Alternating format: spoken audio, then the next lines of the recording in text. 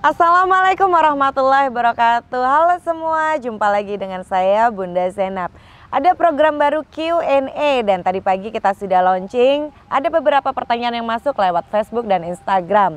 Di sini Bunda Zainab menjawab.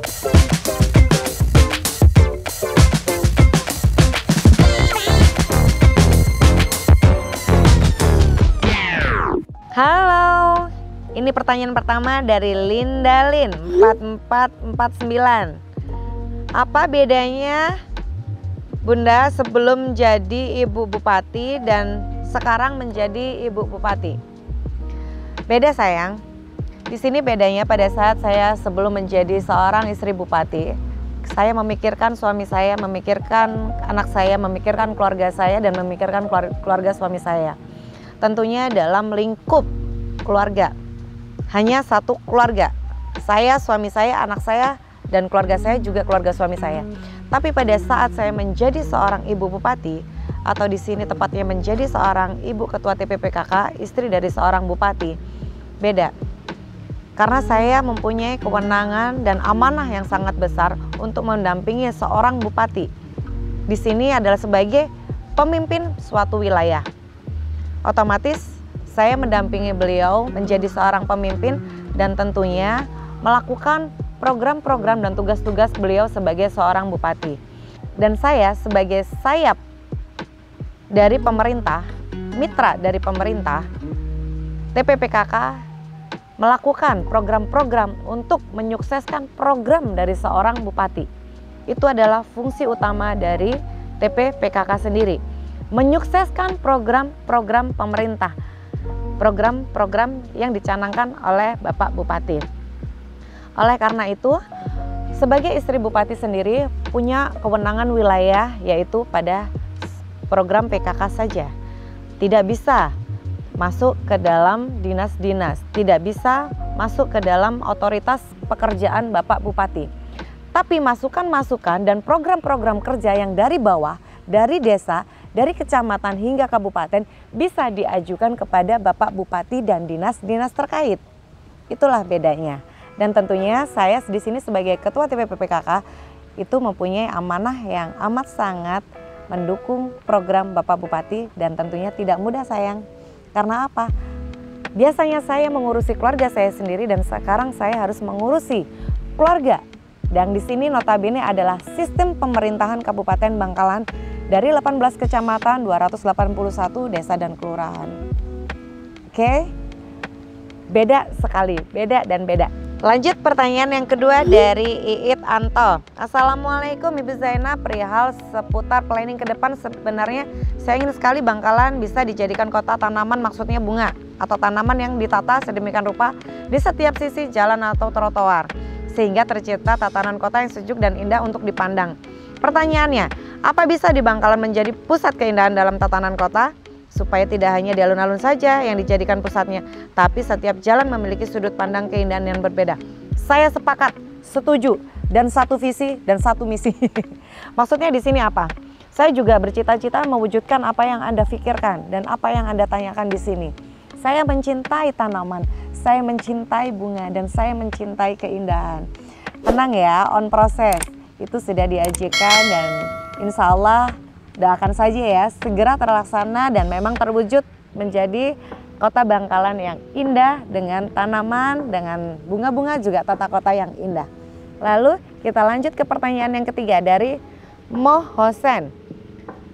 Sepertinya kota Bangkalan sudah terbangun, kok masih mau dibangun lagi? Apa karena kualitas pembangunannya tidak sesuai Bastek?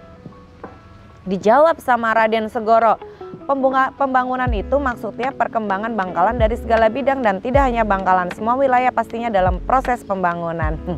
Masa gitu aja nggak paham? WK. Saya setuju dengan Muhammad Hosen. Pembangunan, kok masih dibangun lagi? Karena namanya juga pembangunan. Jadi kita harus selalu membangun dan memperbarui sistem. Karena apa? Perkembangan zaman itu selalu berubah. Kayak seperti dulu, cara berpikir sudah tidak bisa lagi digunakan untuk zaman-zaman sekarang. Contohnya teknologi. Teknologi pada masa lalu tidak bisa digunakan untuk masa kini karena masa kini lebih update lagi, lebih bagus lagi dan lebih canggih lagi. Oleh karena itu kita harus memperbarui dalam sistem pembangunan, kita harus memperbarui sistem dalam membangunnya. Tidak hanya dalam wujud fisik pembangunan itu sendiri, tapi di sini membangun sumber daya manusia yang unggul itu lebih penting. Karena apa? Bangunan fisik ada, sumber daya manusianya kurang dan tidak bagus, bagaimana bangunan yang terlihat kokoh dengan fisik yang nyata itu akan terisi dengan akhlak yang baik? Akhirnya menjadi tempat-tempat yang tidak baik. Alangkah betapa indahnya jika bangunan fisik itu ada, pembangunan sumber daya manusianya itu unggul, berakhlak dan tidak lepas dari ajaran-ajaran agama, bisa memanusiakan manusia satu dengan manusia lainnya. Betapa indahnya Kabupaten Bangkalan ini. Yuk dukung terus program pemerintah untuk pembangunan di Kabupaten Bangkalan. Juga tolong dibantu untuk memberdayakan sumber daya masyarakat yang unggul, bersikap baik, berpikir positif dan berkata baik. Oke, Mama Tosen dan Raden Segara, terima kasih. Lanjut ke pertanyaan selanjutnya. Sony Hadi Kusuma, Assalamualaikum. Bunda mohon izin, saya Sony ingin sekali kota kelahiran Bangkalan lebih baik, lebih maju di bidang pertanian. Bagaimana ya saya bisa berdialog langsung sama panjenengan? Ingin sekali membangun kota tercinta, semoga mendapat restu dari Ibu dan Bapak Bupati. Terima kasih, salam hormat. Salam hormat juga Mas Sony Hadi Kusuma. Memang kalau jenengan serius ingin memberdayakan pertanian, mari, monggo. Saya tunggu jenengan di Pendopo Kabupaten Bangkalan. Tentunya dengan program-program dan wawasan Anda tentang pertanian. Karena sekarang saya lagi menjalankan dan ingin meningkatkan anak-anak muda untuk kembali mencintai pertanian dan pemanfaatan lahan kosong yang ada di Kabupaten Bangkalan. Tentunya dengan berbagai macam pintu. Salah satu pintunya adalah dari pintu PKK dan gapoktan-gapoktan yang ada di Kabupaten Bangkalan. Oke, lanjut pertanyaan selanjutnya. Rahmat Nur Suci, pembangunan bukan hanya fisik saja, namun pembangunan SDM khusus bagi remaja Bangkalan yang merupakan penerus bangsa, khususnya Kabupaten Bangkalan juga sangat penting dan utama. Masalah narkoba di Bangkalan sudah bukan rahasia umum lagi, di kampung-kampung sudah merajalela bandar-bandar narkoba yang sangat merusak remaja Bangkalan. Oleh karena itu, pertanyaan ini saya jawab dengan tindakan. Saya pertama dilantik menjadi istri bupati, dilantik menjadi ibu ketua TPPKK, saya sudah bergerak di Posyandu, saya sudah bergerak di PAUD, saya sudah bergerak di Taman Posyandu. Dengan apa? Dengan saya menggalangkan anak-anak dan orang-orang tua harus memang mengikuti Posyandu dengan peraturan-peraturannya, dengan sistemnya, dengan pembaruan-pembaruan yang lebih menarik lagi. Dan saya masuk ke sekolah-sekolah PAUD untuk menyadarkan bahwa saat ini ancaman-ancaman yang ada bukan hanya pada narkoba, tapi pada mental-mental yang sikap-sikap yang tidak siap untuk menanggapi atau menyambut masa depan yang begitu bebasnya. Dengan cara bagaimana? Yang saya lakukan dari pertama hingga saat ini adalah saya masuk ke sekolah-sekolah dan masuk untuk penyuluhan-penyuluhan anti narkoba dan melakukan pencegahan-pencegahan melalui sosialisasi mulai dari tingkat lini terbawah, mulai dari PAUD, SD, SMP, bahkan tingkat-tingkat umum. Juga masuk ke pesantren, juga ke para pecinta-pecinta seni dan komunitas-komunitas yang ada di Kabupaten Bangkalan, juga wilayah sekitarnya. Dengan cara apa? Untuk anak PAUD ada tepuk anti narkoba dan salam tolak narkoba atau stop narkoba. Hal itu sudah saya sosialisasikan hampir 2 tahun ini, mulai saya pertama dilantik. Jadi saya sudah melakukan. Ya, terima kasih buat Rahmat Nur Suci. Semoga yang sudah terdampak, yang terkena penyalahgunaan narkoba, Allah memberikan hidayah dan mau untuk direhab, juga mau untuk membersihkan diri dan kembali ke jalan yang benar. Dan semoga Allah memberikan pemulihan secara tepat. Dan bagi para bandar-bandar narkoba, semoga Allah memberikan pintu hidayah untuk berhenti menjadi seorang bandar. Dan saya berdoa semoga para bandar-bandar tersebut mendapatkan dan dibukakan pintu rezekinya oleh Allah seluas-luasnya supaya bisa mencari rezeki yang halal dan bisa membahagiakan keluarganya dengan aman, damai, dan tenang. Tidak diburu rasa bersalah. Kita lanjut ke pertanyaan selanjutnya. Rosalinda Waalaikumsalam. Pagi Bunda Zainab. Salam silaturahmi ya Rosalinda. Lalu dari Mas Juan, selamat siang Bu Zainab. Selamat siang Mas, sekarang sudah sore, selamat sore. Bagaimana cara mengatasi kekerasan terhadap perempuan seperti pemerkosaan dan lain-lain? Saya tidak bisa mengatasi secara konkret karena pemerkosaan itu sudah tindak kriminal. Hal itu dilakukan ranahnya oleh kepolisian. Yang saya lakukan di sini adalah pencegahan dan sosialisasi, pemberdayaan kepada masyarakat dan kepada perempuan. Betapa pentingnya saling menghargai manusia satu dengan manusia lainnya. Betapa pentingnya menjaga kepekaan kita terhadap tetangga. Betapa pentingnya kita saling sapa, saling tegur dan saling senyum. Juga berpikiran positif. Karena apa? Jika bukan kita yang saling menjaga, lalu siapa? Hal ini sudah saya ungkapkan, sudah saya sebutkan dan sudah saya haturkan kepada rekan-rekan di 281 desa dan kecamatan. Mulai dari saya kampanye pertama menyukseskan suami saya menjadi seorang bupati, hingga detik kemarin saya berkunjung ke tempat korban pemerkosaan yang ada di daerah Kokop. Saya hanya memohon kepada pemuda dan pemudinya, ayo saling menyayangi, ayo saling menjaga dan saling menghormati. Jaga kehormatan para lelaki, jaga kehormatan para perempuan di wilayahnya masing-masing. Dan saya tekankan di sini, kenapa hal ini selalu terjadi? Karena kurangnya rasa empati, kurangnya rasa menyayangi manusia satu dengan lainnya, dan menyepelekan dosa. Hal itu yang saya tekankan. Mari kita meminimalisasi berbuat kesalahan. Mari kita selalu menjadi orang sosok yang bahagia dan bersyukur. Karena apa? Jika kita tidak bahagia, kita akan selalu membuat ulah. Membuat ulah di sini adalah selalu berbuat yang tidak mengenakan untuk orang lain. Mungkin enak buat kita pribadi, tapi bagi orang lain belum tentu enak dan belum tentu itu baik. Oleh karena itu, mari jaga sikap kita, jaga ucapan kita, dan mari kita jaga lingkungan hidup keluarga kita. Saya tarik garis besar di sini adalah notabene pentingnya penyuluhan untuk tidak melakukan pernikahan dini. Karena apa? Pada saat terjadi pernikahan dini, belum kesiapan mental, belum kesiapan perekonomian, belum kesiapan pada saat mereka harus mempunyai keturunan, bagaimana penanganannya? Pada saat mempunyai anak dan mempunyai anak, pada saat perekonomian belum kokoh, yang terjadi adalah apa? Percekcokan, perceraian.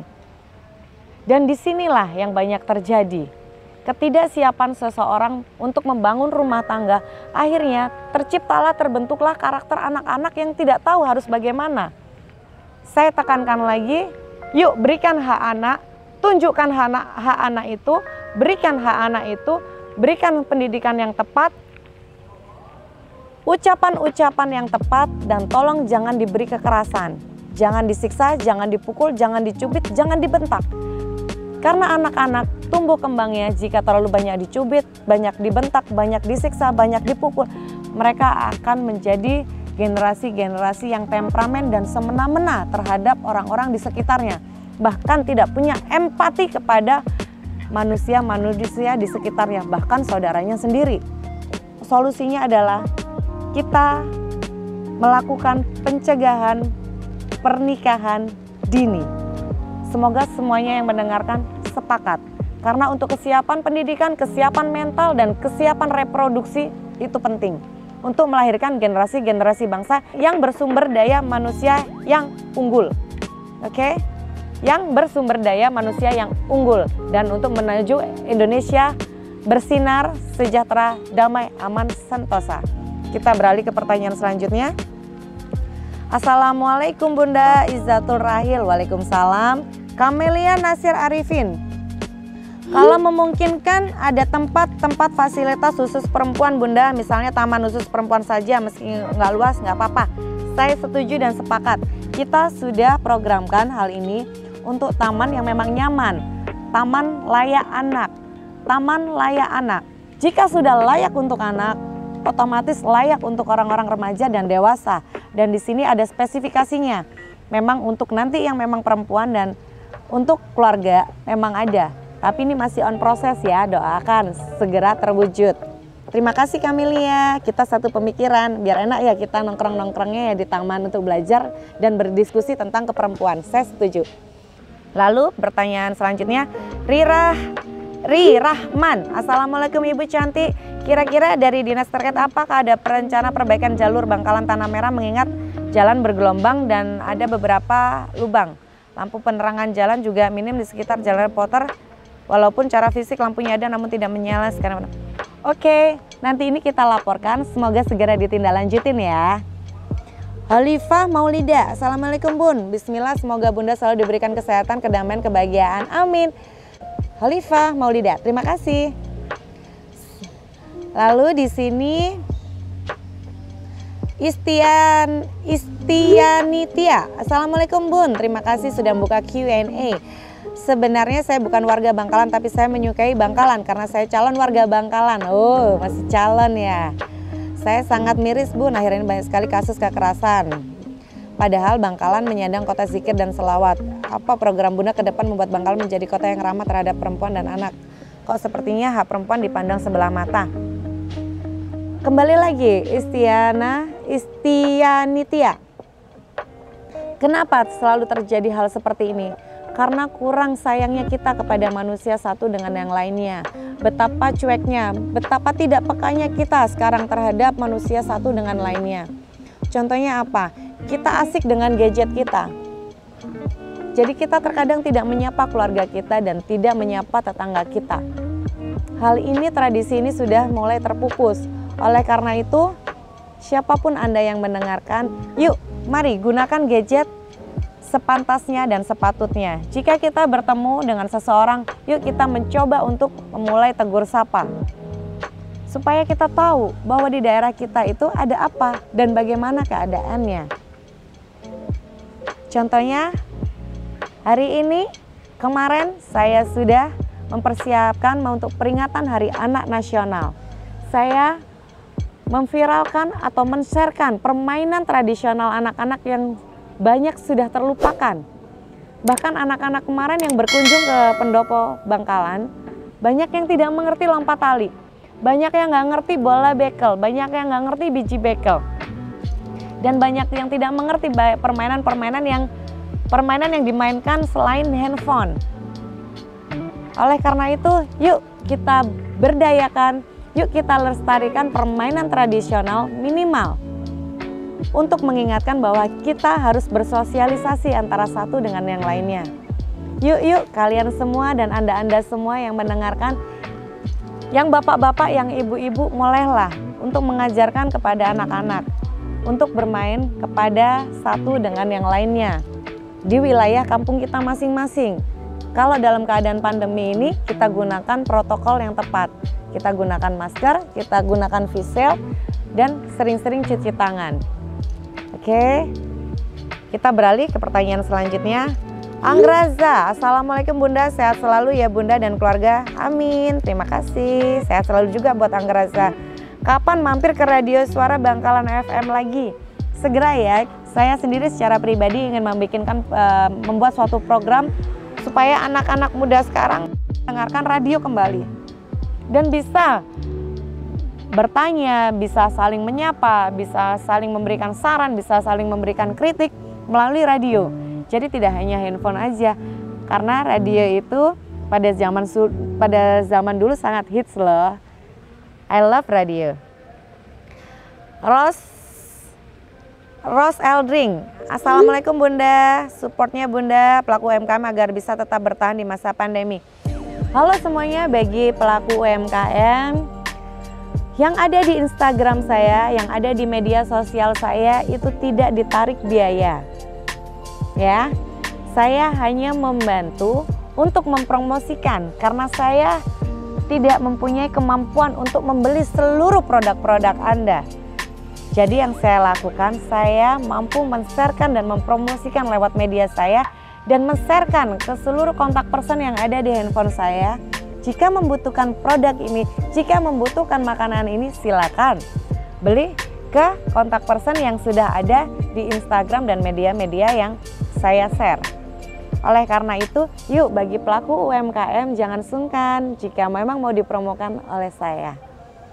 Jika memang Anda mau menyisihkan rezeki Anda buat saya, tentunya ada tempat yang khusus tidak saya terima secara pribadi karena saya banyak organisasi yang harus kita lakukan dan kita aktifkan kembali untuk kemasyarakatan karena saya adalah penggiat sosial untuk masyarakat dan berbagai macam kalangan. Di sini ada Geo. Wah, ini keren Bun. Ibu Bupati yang saat ini aktif sekali. Terima kasih. Kalau saya lebih mengusulkan untuk penataan kota lebih dipercantik lagi. Setuju. Seperti alun-alun Kota Bangkalan, menurut saya belum punya ikon Kota Bangkalan. Ini kita lagi godok, kita lagi rundingkan dengan beberapa tokoh-tokoh budayawan, juga pihak-pihak dinas terkait, bahwa pada dasarnya tidak bisa langsung membikinkan satu ikon tanpa kita duduk bersama dengan satu pemikiran.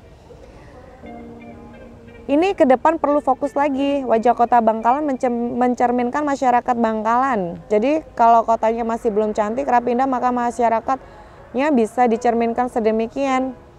Terima kasih Bu, senang bisa mengirim pesan. Oke, Mahmuji, Ruji, Konang, Genteng. Tentunya Mas, walaupun keadaan wilayah kita tidak bisa secantik dan sebersih apa yang seperti kita pikirkan, tapi jangan patah semangat.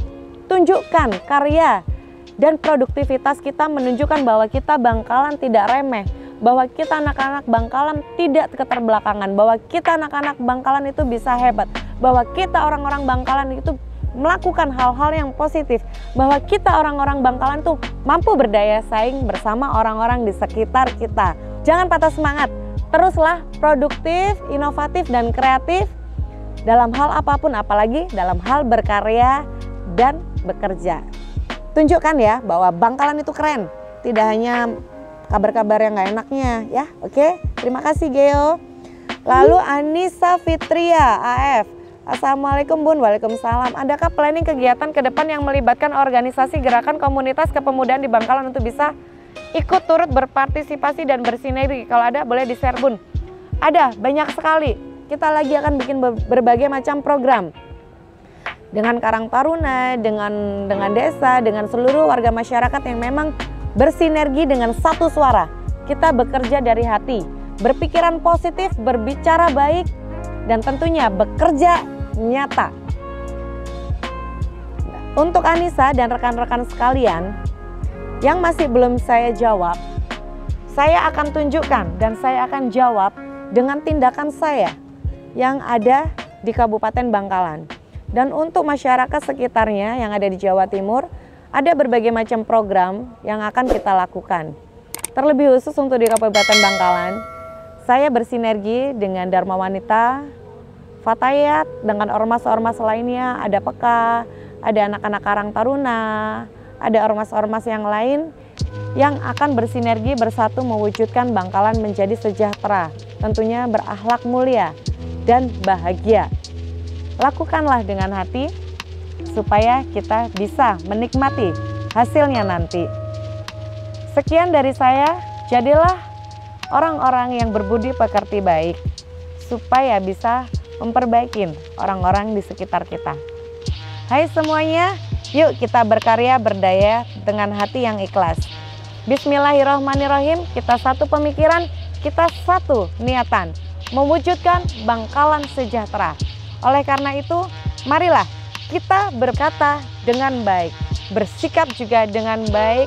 Mari kita tunjukkan bahwa kita orang-orang Bangkalan punya karakter keras untuk bersikap baik. Oke? Oleh karena itu, jangan selalu menebar derita.